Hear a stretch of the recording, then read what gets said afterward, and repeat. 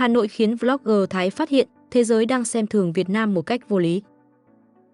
Các bạn ạ, có một câu chuyện vừa buồn cười vừa đau xót mà lại phản ánh một sự thật không thể chối cãi. Một cô gái vlogger người Thái, vốn quen với cảnh Bangkok ồn ào, xe cộ chen lấn, những đêm phố đèn đỏ được cả thế giới tung hô như thiên đường du lịch Đông Nam Á, đã quyết định sang Hà Nội để quay vlog trải nghiệm. Nhưng không ngờ, chuyến đi này lại biến thành cú tát thẳng mặt vào chính những định kiến mà cô và rất nhiều người trong khu vực đang mang theo. Cô kể rằng trước khi tới, bạn bè cảnh báo Hà Nội nghèo, cũ kỹ, khép kín, đi rồi chỉ thấy thất vọng. Thậm chí, có người còn buông lời mỉa mai, sang Việt Nam thì ăn gì ngoài phở và bún chả. Nghe vậy, cô bán tín bán nghi, nhưng vẫn lên đường. Và rồi, ngay khoảnh khắc đặt chân xuống thủ đô, cô sững người, Hà Nội không hề giống như những lời đồn. Giữa phố cổ lát léo, cô thấy không chỉ là những bát phở thơm nghi ngút, mà còn cả một lối sống, một chiều sâu văn hóa khiến Bangkok bỗng trở nên nông nổi, dễ dãi. Cô thú nhận thẳng trong vlog, thế giới đang xem thường Việt Nam một cách vô lý, một câu nói vừa như sự ngộ ra, vừa như lời tố cáo cái cách mà truyền thông, mạng xã hội và ngay cả người dân Thái lâu nay vẫn vô thức hạ thấp Việt Nam. Chào cả nhà, đây là kênh của tôi, nơi mà chúng ta cùng nhau khám phá những chuyến đi đầy cảm hứng, những món ăn ngon đến mức quên đường về và những câu chuyện văn hóa khiến bạn phải há hốc mồm vì bất ngờ. Nếu bạn chưa đăng ký kênh thì bấm ngay nút đỏ đỏ đó nha, bật chuông thông báo để không bỏ lỡ bất kỳ video nào. Ngày 1, hành trình từ Bangkok đến Hà Nội, khởi đầu sang chảnh. IUI bắt đầu chuyến đi từ sân bay Suvarnabhumi ở Bangkok, bay thẳng đến sân bay Nội Bài, Hà Nội bằng hãng Thai Airways. Chỉ mất có 1 tiếng 50 phút, nhanh đến mức chưa kịp xem hết một bộ phim trên máy bay là đã hạ cánh. Máy bay Airbus A320 được IUI khen là ghế ngồi rộng rãi, thoải mái, đúng chuẩn dịch vụ đầy đủ, hành lý miễn phí, ăn uống bao trọn gói, không phải lo thêm chi phí lặt vặt. Trên chuyến bay, IUI được phục vụ món phở Thái tôm tươi từ nhà hàng Thip Samai nổi tiếng ở Bangkok. Tôm to đùng, thịt chắc nịch, nước phở thì ngọt nhẹ, đúng kiểu hợp gu những ai thích vị ngọt thanh. IUI kể rằng món phở này ăn trên máy bay mà cứ như đang ngồi ở nhà hàng xịn. Chỉ chưa đầy 2 tiếng, IUI đã đặt chân đến Hà Nội, háo hức bắt đầu hành trình khám phá.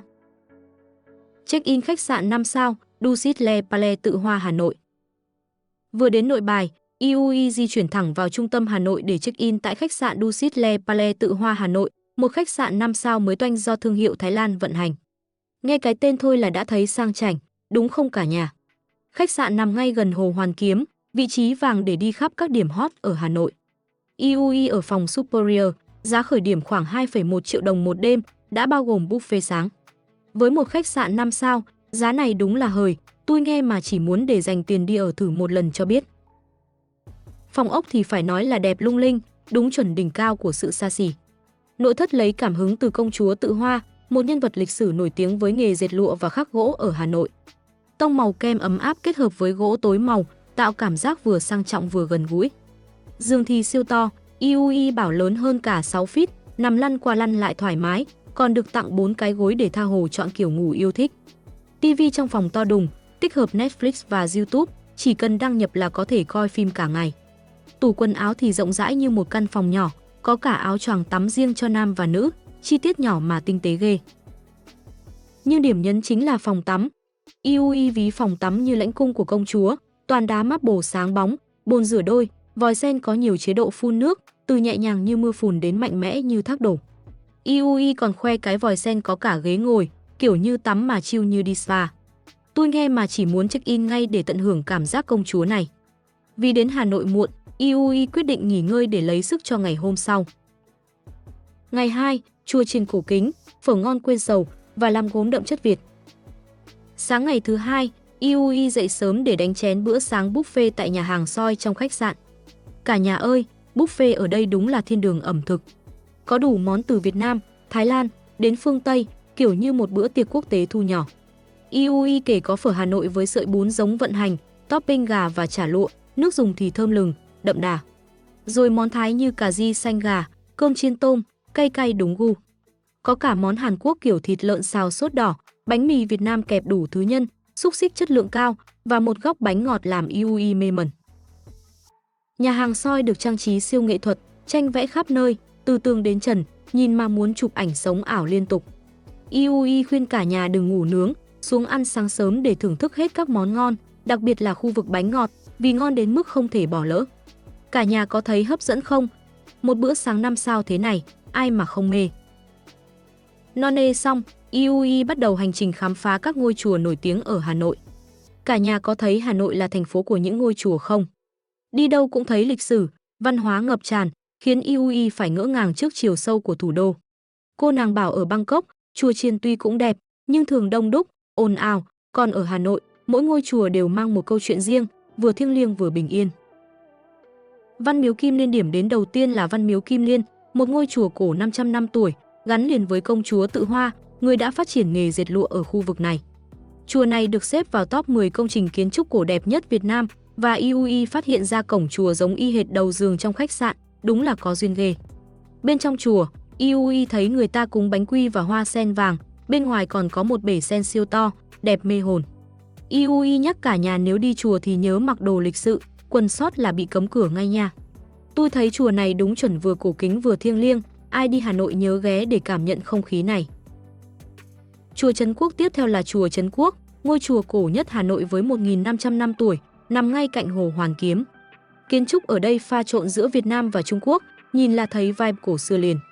Nhưng xui xẻo thay, IUI đến đúng giờ chùa nghỉ trưa, từ 11 giờ đến 1 giờ chiều, nên chỉ dạo quanh hồ và chụp ảnh bên ngoài.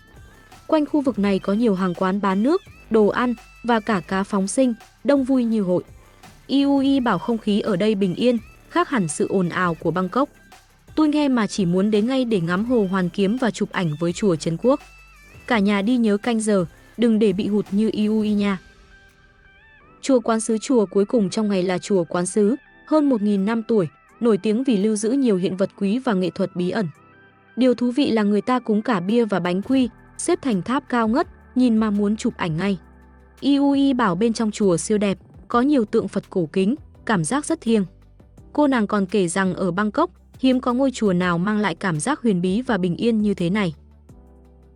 Bữa trưa phở gà siêu ngon tại Phở Lừa. Sau khi đi chùa, IUI quay về khách sạn để ăn trưa tại nhà hàng Phở Lừa, cũng nằm trong khuôn viên khách sạn.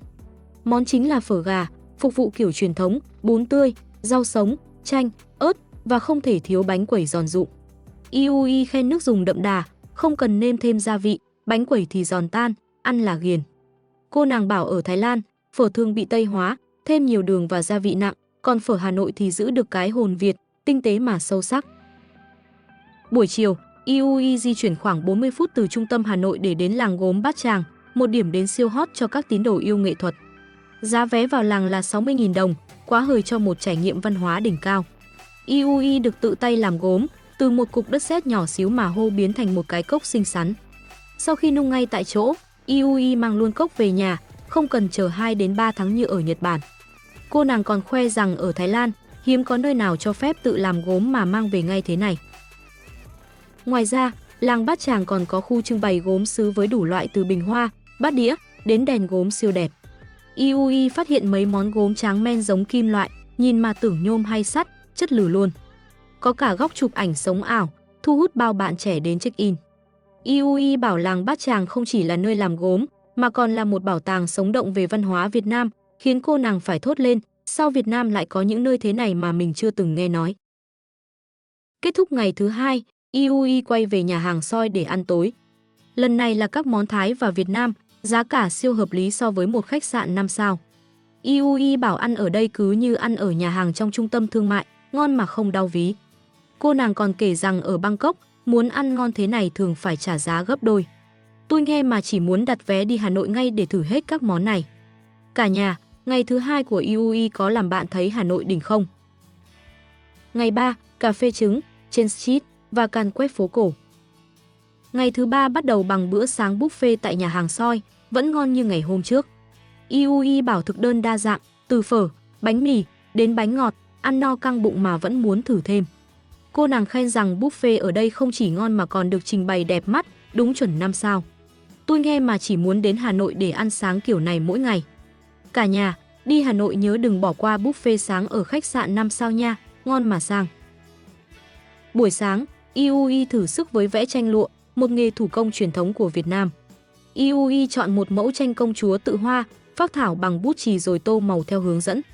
Bí kíp pha màu da được tiết lộ, trộn trắng, vàng, cam, thêm 2 giọt nước, khuấy đều là da màu da siêu tự nhiên. IUI khoe bức tranh hoàn thiện, dù phải chờ màu khô để tránh lem. Cô nàng bảo ở Thái Lan, hiếm có hoạt động nào mang tính văn hóa sâu sắc như thế này, vừa học vừa chơi, lại mang về được một tác phẩm tự tay làm. Trưa ngày thứ 3, IUI quay lại nhà hàng phở lừa để thử món cơm gà, gọi là cơm gà kiểu Việt Nam. Cơm màu vàng óng, ăn kèm gà, rau sống và 2 loại nước chấm, một loại cay. IUI bảo món này giống cơm gà Hải Nam nhưng đậm chất Việt, tươi ngon, mát lành. Cô nàng còn so sánh rằng ở Bangkok, cơm gà thường nặng mùi gia vị, còn ở đây thì nhẹ nhàng, cân bằng, ăn là ghiền. Buổi chiều, IUI đến chùa Ngọc Sơn, biểu tượng của Hà Nội với cầu thê húc đỏ rực. Chùa này siêu thiêng, người dân thường đến cầu nguyện. IUI mách nhỏ, muốn chụp ảnh đẹp với cầu thê húc, phải đứng xa và dùng ống kính tele, chứ đứng gần là không thấy cầu đâu nha. Cô nàng bảo chùa Ngọc Sơn không chỉ đẹp mà còn mang lại cảm giác bình yên, khác hẳn những ngôi chùa đông đúc ở Bangkok. Sau đó, IUI dạo quanh phố cổ Mã Mây, một khu vực siêu sôi động với hàng tá quán cà phê, nhà hàng và cửa hàng thủ công. Có cả những con phố chuyên biệt như phố bia, phố điêu khắc, phố ăn uống. IUI khen người bán hàng ở đây thân thiện, không trèo kéo, nói không là xong, không bị làm phiền. Cô nàng còn bảo ở Bangkok, đi chợ đêm thường bị dí mua hàng, còn ở Hà Nội thì thoải mái, tự do khám phá. Tiếp theo, IUI ghé The Cafe House để thử cà phê trứng, món uống quốc dân của Hà Nội. Có 2 phiên bản, nóng và lạnh. Cà phê trứng lạnh thì nồng nàn, không tanh, giống như cà phê phô mai. Cà phê trứng nóng thì đậm đà hơn, IUI thích phiên bản nóng hơn vì giữ được vị nguyên bản. Cô nàng còn thử matcha trứng, vị nhẹ nhàng, hơi bột bột nhưng vẫn ngon. IUI bảo ở Thái Lan, cà phê thường chỉ là latte hay cappuccino, còn cà phê trứng thì độc đáo, lạ miệng, đúng chuẩn đặc sản Việt Nam. Điểm nhấn của ngày thứ 3 là trải nghiệm ngồi uống nước bên trên street tại quán cà phê 222. IUI gọi smoothie măng cụt và chanh dây, giá chỉ 60.000 đồng một ly, rẻ bèo. Cả nhà, tưởng tượng nha, ngồi sát đường ray, xe lửa chạy qua cách có vài cm, hồi hộp muốn xỉu. IUI kể lúc xe lửa đến, cả đám phải ngồi nép sát, không dám thò tay thò chân, vừa sợ vừa phấn khích. Cô nàng bảo ở Bangkok, không có trải nghiệm nào điên rồ và thú vị như thế này. Tôi nghe mà cũng thấy tim đập thình thịch. Cả nhà đi nhớ chọn quán ít đông để chụp ảnh đẹp và tuân thủ hướng dẫn của quán cho an toàn nha. Cuối ngày, IUI ghé TH City, một cửa hàng bán đồ lưu niệm thủ công siêu chất. Từ túi xách, đồ trang trí, đến đồ gốm, tất cả đều được thiết kế tinh tế, không phải hàng chợ bình thường. Đặc biệt, cửa hàng có nhiều món chủ đề mèo, làm các con sen mê tít. IUI bảo mua đồ ở đây làm quà thì xịn sò, không lo bị quê.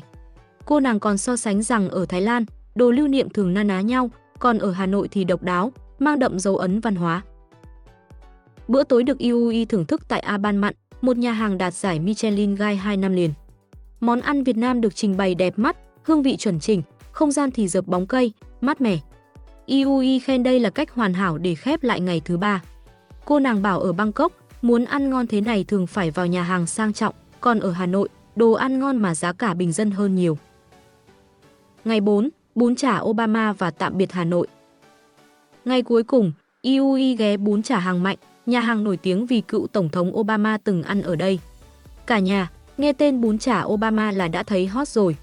IUI gọi bún chả với bún tươi, thịt nướng thơm lừng, nước mắm chua ngọt và chả giò cua. Chả giò thì vỏ mỏng, nhân đầy, ăn không hoặc chấm nước mắm đều ngon. Thịt nướng thì mềm, thơm, nước mắm cân bằng vị chua ngọt mặn, IUI ăn mà khen liên tục.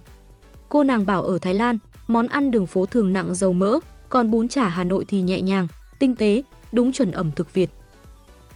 Sau bữa trưa, IUI đến Văn Miếu, Quốc Tử Giám, đại học đầu tiên của Việt Nam, tuổi đời khoảng 70 năm, mang kiến trúc Khổng Tử.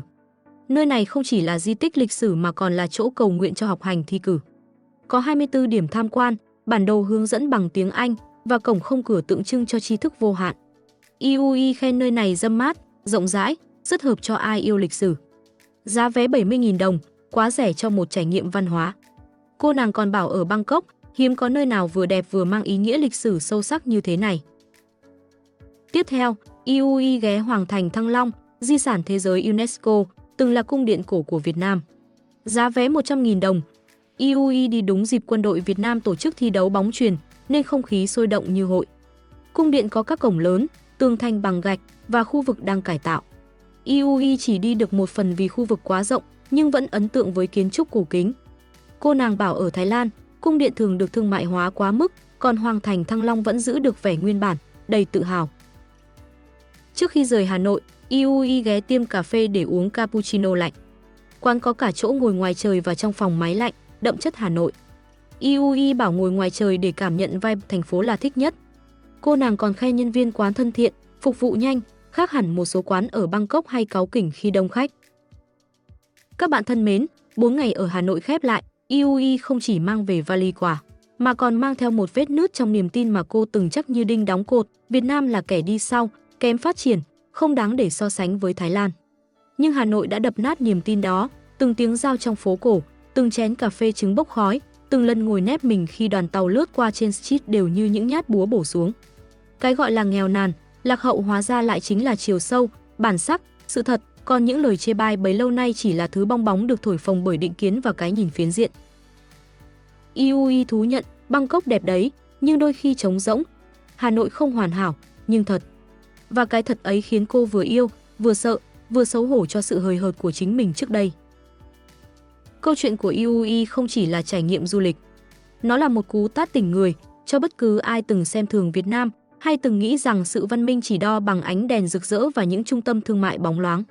Hà Nội đã chứng minh, đôi khi, thứ mà thế giới bỏ qua lại chính là viên ngọc sáng nhất.